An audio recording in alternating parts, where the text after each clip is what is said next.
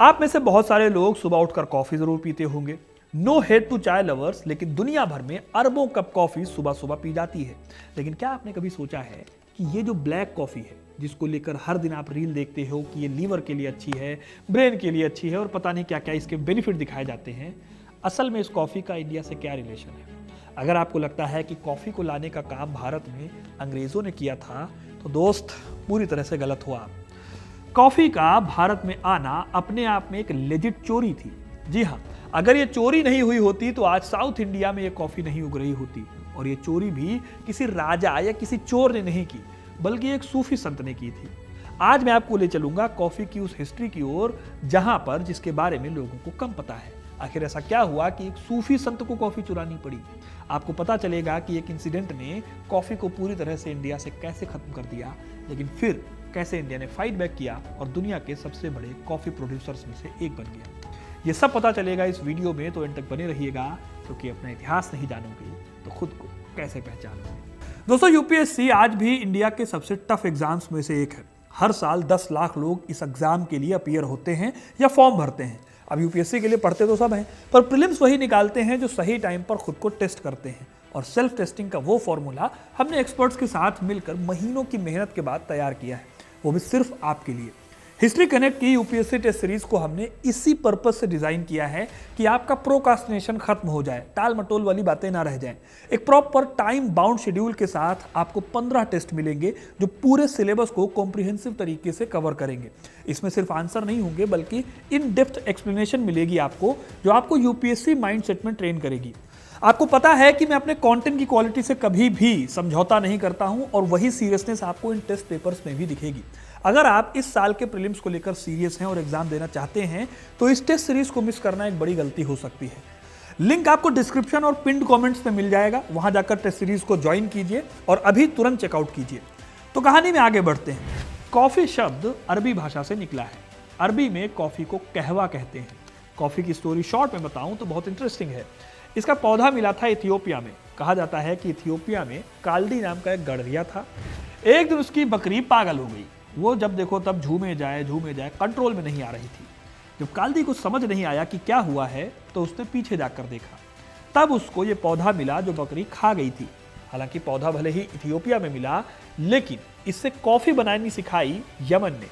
Ethiopia गए कुछ सूफी संतों को जब ये पौधा दिखा, तो वो इसे अपने साथ लेकर आए। क्योंकि इस्लामिक देशों में शराब पर पाबंदी थी, इसलिए यमन में इसे बनाया जाने लगा। शुरुआत में इसे कहवा कहा गया। ऐसा इसलिए क्योंकि कहवा शब्द मूल रूप से अरबी में एक तरह की शराब के लिए इस्तेमाल होता था। ये शराब भूख मिटाती थी। सूफियों ने इसे इबादत का नशा बना दिया, ताकि वो रात भर जाग कर अल्लाह का जिक्र कर सके। इसी वजह से यूरोप के कुछ लोगों ने शुरुआत में कॉफी को द वाइन ऑफ इस्लाम कहा। लेकिन सवाल आता है कि ये कॉफी इंडिया कैसे पहुंची? वो संत कौन थे जिन्होंने ये चोरी की? ये सवाल इसलिए भी वाजिब है क्योंकि यमन के लोगों ने कभी भी कॉफी को अपने देश से बाहर ले जाने ही नहीं दिया। ऐसा इसलिए क्योंकि 17वीं सदी में यमन की इकोनॉमी पूरी तरह से कॉफी पर टिकी थी। मोचा बंदरगाह से होने वाला ट्रेड उन्हें दुनिया के सबसे अमीर देशों में से एक बना रहा था। इसलिए यमन को कॉफी की स्मगलिंग हर हाल में रोकनी थी। इसके लिए बहुत क्लियर कट नियम थे। कोई भी विदेशी यात्री कॉफी का कच्चा बीज नहीं ले जा सकता था। इसको इंश्योर करने के लिए बंदरगाह पर हर एक आदमी की बहुत ही ज़्यादा सख्त तलाशी ली जाती थी। जो कॉफ़ी एक्सपोर्ट होती थी, उसे यमन के लोग या तो भून देते थे या उबाल देते थे, ताकि उसे ज़मीन में डालकर उगाया ना जा सके। कच्चा बीज बाहर ले जाना यमन से मौत की सज़ा के बराबर था। अरब के व्यापारी जानते थे कि अगर ये बीज कहीं और उग गया तो उनकी पूरी इकॉनमी ढह जाएगी। लेकिन इस खतरे के बीच एक ऐसा इंसान था इंडिया का, जिसने यमन के पूरे सिक्योरिटी सिस्टम को चकमा दिया और कॉफ़ी के 7 बीज लेकर वो भारत आ गए। इन शख्स का नाम था बाबा बूदन। उनका ये कंट्रीब्यूशन इतना बड़ा था कि आज भी साउथ इंडिया में एक पहाड़ी का नाम उनके नाम पर है। खैर, बाबा बूदन सूफी संत थे। 1670 के आसपास वो मक्का की तीर्थ यात्रा से लौट रहे थे। रास्ते में वो यमन के मोचा शहर में रुके। यहाँ उन्होंने पहली बार कहवा पिया और उन्हें लगा कि ये ब्लैक मेडिसिन भारत के लोगों के लिए बहुत ज़्यादा फायदेमंद होगी। लेकिन बाहर कड़ा पहरा था, तो इसको लेकर कैसे जाया जाए? इतिहासकार एंथोनी वाइल्ड अपनी किताब the east India company book of coffee, इसमें लिखते हैं कि बाबा बूदन ने ऐसा रिस्क लिया जो आज की डेट में भी इम्पॉसिबल लगता है। उन्होंने कॉफी के 7 बीज लिए और अपनी लंबी दाढ़ी में उसे छिपा लिया। 7 इसलिए क्योंकि इस्लाम में इस नंबर की बहुत इंपॉर्टेंस है।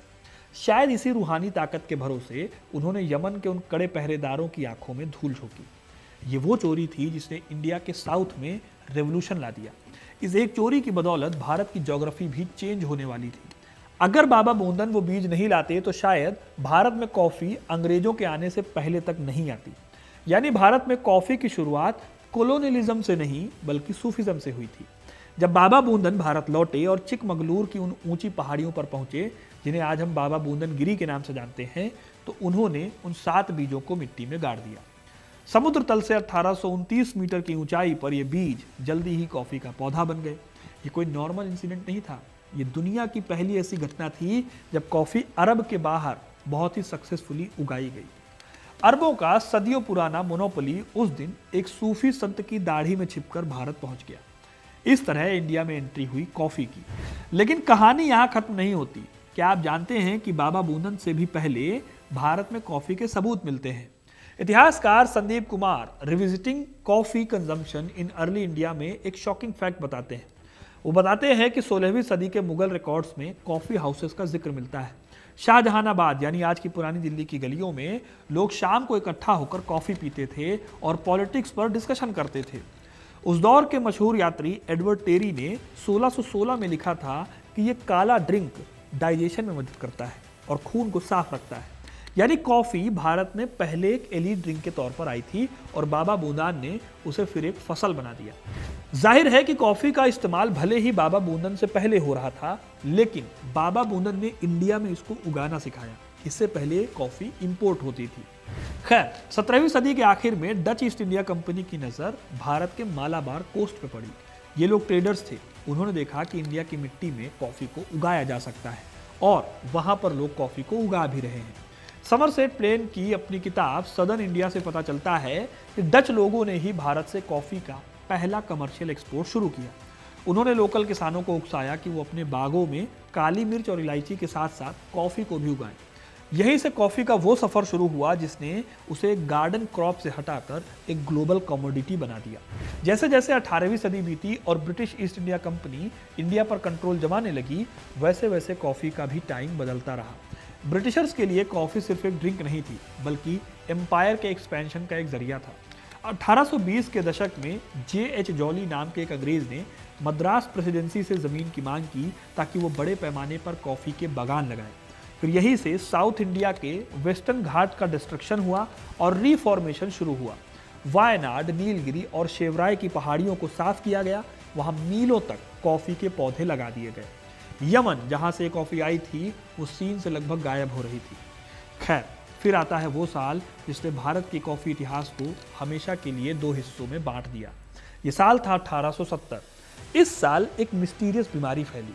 इस बीमारी ने कॉफी के बागानों को तबाह कर दिया। इस बीमारी को लीफ रस्ट कहा गया।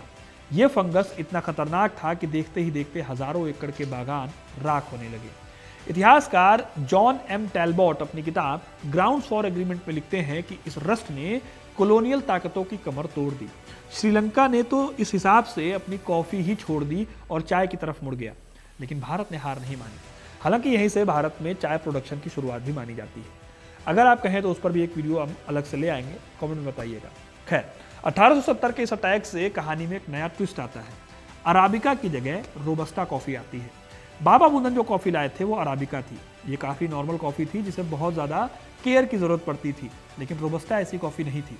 इसे 1900 के आसपास इंडो चाइना से भारत लाया गया। आज भी इंडिया की 70% कॉफी रोबस्टा कॉफी है। हिस्टोरियंस मानते हैं कि यह कॉफी इंडिया के नेचर के हिसाब से काफी सही साबित हुई। अब दुनिया भर में कॉफी के बागानों पर अटैक हो रहे थे। श्रीलंका जैसे देशों में कॉफी का प्रोडक्शन खत्म हो गया। तब भारत ने अपनी फसल बदलकर कॉफी प्रोड्यूसर की पहचान को बचाए रखा। यही वो दौर भी था जब कॉफी अमीरों की टेबल से निकलकर गरीबों तक भी पहुंचने लगी। रोबस्टा कॉफी से ही आगे चलकर साउथ इंडिया में फिल्टर कॉफी का जन्म हुआ, जो आज भी साउथ इंडिया की पहचान है। 1911 की एनसाइक्लोपीडिया ब्रिटानिका बताती है कि 1910 तक भारत में 2 लाख एकड़ से ज्यादा जमीन पर कॉफी लहला रही थी और इसका लगभग सारा हिस्सा इंग्लैंड भेजा जाता था। खैर, कॉफी की हिस्ट्री में वर्ल्ड वॉर का भी एक चैप्टर है। फर्स्ट वर्ल्ड वॉर और सेकेंड वर्ल्ड वॉर जब हुए तब कॉफी मार्केट में इसका बहुत बुरा इंपैक्ट पड़ा। यूरोप के रूट अभी बंद हो गए और भारतीय किसानों के पास कॉफ़ी का ढेर लगा था। इस दौरान कोई भी कॉफ़ी को खरीदने वाला नहीं था, क्योंकि ऑफ कोर्स हर देश को हथियार बेचना था। इसी क्राइसिस से निपटने के लिए 1942 में बनाया गया कॉफ़ी एक्ट। इस एक्ट के तहत एक कॉफ़ी बोर्ड बनाया गया। यह ऐसा सिस्टम था जहां सरकार सारी कॉफ़ी खुद खरीदती थी और फिर उसे बेचती थी। इसी बोर्ड के तहत देश भर में कॉफ़ी हाउस बनाए गए, जहां पर काफ़ी कम रेट में कॉफ़ी दी जाती थी। आज भी उस बोर्ड से चलने वाले करीब 400 कॉफ़ी हाउस चल रहे हैं। इनफैक्ट आज़ादी के बाद 1990s तक ये सिस्टम चलता रहा। लेकिन क्या आप जानते हैं कि इन इंडियन कॉफ़ी हाउसेस का देश के डेवलपमेंट में कितना बड़ा रोल था? क्रिस्टिन विक्टोरिया पेलिस की किताब ब्रूइंग रेजिस्टेंस से पता चलता है कि 1957 में जब कॉफ़ी बोर्ड ने कई कॉफ़ी हाउसेस को बंद करने का फैसला किया, तो वहाँ के वर्कर्स ने सहकारी समितियों का गठन किया। ये कॉफ़ी हाउस सिर्फ कॉफ़ी पीने की जगह नहीं थे, ये विद्रोह का सेंटर थे। 1975 की इमरजेंसी के दौरान दिल्ली और कोलकाता के कॉफ़ी हाउसेस में बैठकर इंटेलेक्चुअल्स और क्रांतिकारी इंदिरा गांधी की सरकार के खिलाफ प्लान्स बनाते थे।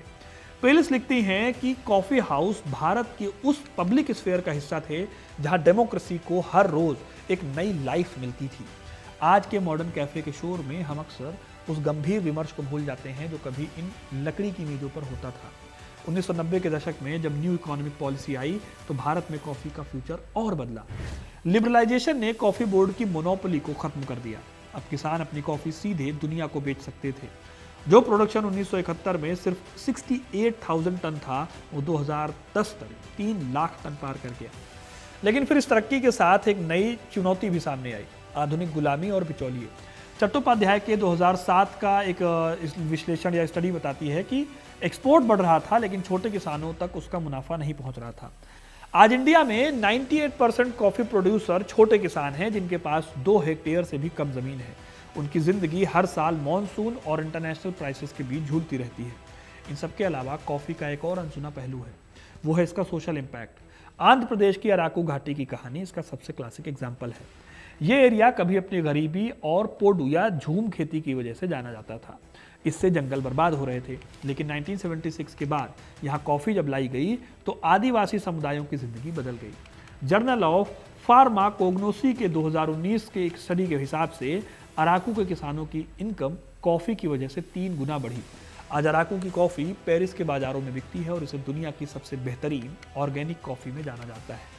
ये सिर्फ एक फसल नहीं थी, बल्कि एक पूरी कम्युनिटी के आत्मसम्मान की कहानी है। अब दोस्तों, ये तो कहानी हो गई कॉफ़ी के इंडिया आने की। शॉर्ट में मैं आपको ये बता देता हूँ कि दुनिया भर में कॉफ़ी कैसे पहुंची। अब ये तो मैंने आपको बता दिया था कि यूरोप में इस ड्रिंक को इस्लामिक ड्रिंक कहा जाता था।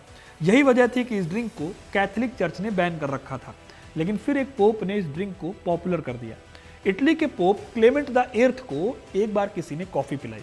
इस कॉफ़ी को पीकर उन्हें इतना अच्छा लगा कि उन्होंने इसे ईसाई ड्रिंक डिक्लेयर कर दिया। इसके बाद तो यूरोप के कोने कोने में कॉफ़ी खूब फेमस हुई। ब्रिटेन के साथ यूरोप के तमाम देशों में कॉफ़ी घर खुलने लगे। हालांकि शुरुआत में इसके कड़वे टेस्ट की वजह से लोगों ने इसे ज़्यादा पसंद नहीं किया, लेकिन फिर इसका भी सॉल्यूशन मिल गया। 19वीं सदी में इटली में एस्प्रेसो मशीन बनी। इसमें बहुत तेज़ प्रेशर में पानी कॉफ़ी बीन्स के ऊपर डाला जाता था और कॉफ़ी तैयार हो जाती थी। इससे कॉफ़ी बनाना आसान होता गया और आम लोगों ने इसे अपनाना शुरू कर दिया। अब जाहिर है कि ये कॉफ़ी यूरोप के देशों के साथ साथ उनकी कॉलोनीज तक पहुंची, जैसे कि अमेरिका, इंडिया और अफ्रीका के देश। अमेरिका में तो कॉफ़ी 18वीं सदी में खूब पॉपुलर हुई, जब चाय पर लगे टैक्स के विरोध में अमेरिका के बोस्टन शहर के लोगों ने करीब 45 टन चाय को समुद्र में बहा दिया और उन्होंने कॉफ़ी को अपना लिया। इसी को अमेरिकन रेवोल्यूशन की शुरुआत भी माना जाता है। इस तरह जब भारत में कॉफ़ी अपने पैर पसार रही थी, तब उसी दौर में दुनिया भर में कॉफ़ी की दीवानगी बढ़ती जा रही थी। लेकिन क्या कॉफ़ी की कहानी बस इतनी है? जवाब है नहीं। कॉफ़ी के सामने आज एक बहुत बड़ा चैलेंज खड़ा है। ये चैलेंज है क्लाइमेट चेंज। +1 की रिपोर्ट बताती है कि 2050 तक दुनिया में कॉफ़ी उगाने लायक ज़मीन 50% तक कम हो जाएगी। भारत के वेस्टर्न घाट जो अपनी बायोडाइवर्सिटी के लिए जाने जाते हैं, वो आज खतरे में हैं। अगर टेम्परेचर ऐसे ही बढ़ता रहा तो शायद वो दिन दूर नहीं जब कॉफ़ी भी फिर से एक लग्जरी बन जाएगी। हिस्टोरियन AR वेंकट चलपति अपनी प्रसिद्ध किताब in those days there was no coffee में एक बहुत ही इंटरेस्टिंग कल्चरल लॉजिक देते हैं। वो कहते हैं कि कॉफ़ी ने साउथ इंडिया के सोशल स्ट्रक्चर को बदल दिया। इसने मेहमान नवाजी के नए तरीके सिखाए और पुराने परंपराओं को चैलेंज किया। आज जब हम थर्ड वेव कॉफ़ी या स्पेशलिटी ब्रू की बात करते हैं, तो हम उसी हिस्टोरिकल यात्रा को आगे बढ़ा रहे होते हैं जो बाबा बुदन ने शुरू की थी। मॉनसून मालाबार जैसी किस्में जो कभी समुद्री यात्राओं के दौरान नमी की वजह से गलती से बन गई थी, आज वो भारत की स्पेशलिटी बन चुकी है। कुल मिलाकर दोस्तों, कॉफी का फ्यूचर सस्टेनेबिलिटी में है। क्या हम नेचर के साथ तालमेल बिठा सकते हैं? वो शैडो ग्रोन या कॉफी को बचा पाएंगे जिसकी वजह से वेस्टर्न घाट के जंगल आज भी बचे हुए। कॉफी बोर्ड का लक्ष्य 2047 तक 9 लाख टन प्रोडक्शन का है, लेकिन ये टारगेट केवल तभी हासिल होगा जब हम उन लाखों छोटे किसानों और उन पहाड़ियों की सेहत का ध्यान रखें जिन्होंने हमें सदियों से पाला है। इतिहास गवाह है दोस्तों कि साम्राज्यों का उदय और पतन अक्सर छोटे छोटे व्यापारिक रास्तों और फसलों पर टिका होता है। कॉफ़ी ने हमें एक बार जोड़ा है, अब इसे बचाने की जिम्मेदारी हमारी है। वैसे मुझे जो पसंद है वो है ब्लैक कॉफ़ी। आपको किस तरह की कॉफ़ी पसंद है, कमेंट करके ज़रूर बताइएगा। वीडियो को लाइक और शेयर करना ना भूलें और ऐसे इंटरेस्टिंग कहानियों के लिए, इतिहास से जुड़े रहने के लिए हिस्ट्री कनेक्ट को सब्सक्राइब जरूर करें। धन्यवाद।